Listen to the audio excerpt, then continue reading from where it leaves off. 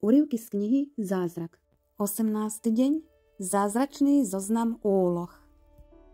Vďačnosť je vašim najlepším priateľom. Čím viac sa na ňu spoliehate, tým viac pre vás urobí a obohatí vám život. Zázračné cvičenie so zoznamom úloh vám pomôže s každodennými ťažkosťami, keď neviete, čo si počať, alebo prosto chcete, aby sa pre vás niečo urobilo. Úžasnete nad výsledkami.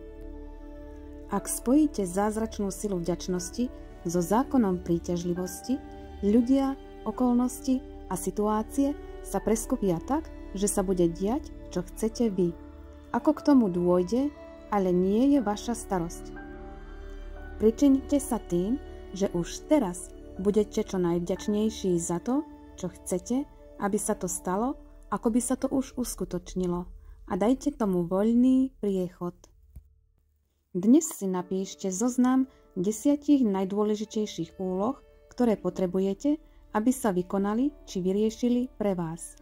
Po dopísaní zoznamu vyberte 3 veci, na ktoré sa dnes zameriate, a predstavujte si, že sú jedna po druhej zázračne vybavené vo váš prospech, že všetci ľudia, okolnosti a udalosti tomu napomohli a už je to hotové.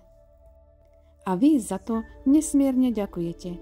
Každej z 3 položiek venujte aspoň 1 minútu a verte tomu, že je už vyriešená, a pociťujte obrovskú vďačnosť.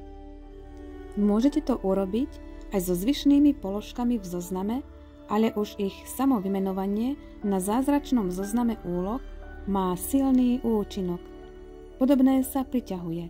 To je zákon príťažlivosti. A znamená to, ak ste vďační za riešenie, ako by sa už realizovalo, pritiahnete si do života všetko, čo potrebujete na vyriešenie situácie. Ale pozor, ak sa zameriate na problémy, iba si pritiahnete ďalšie.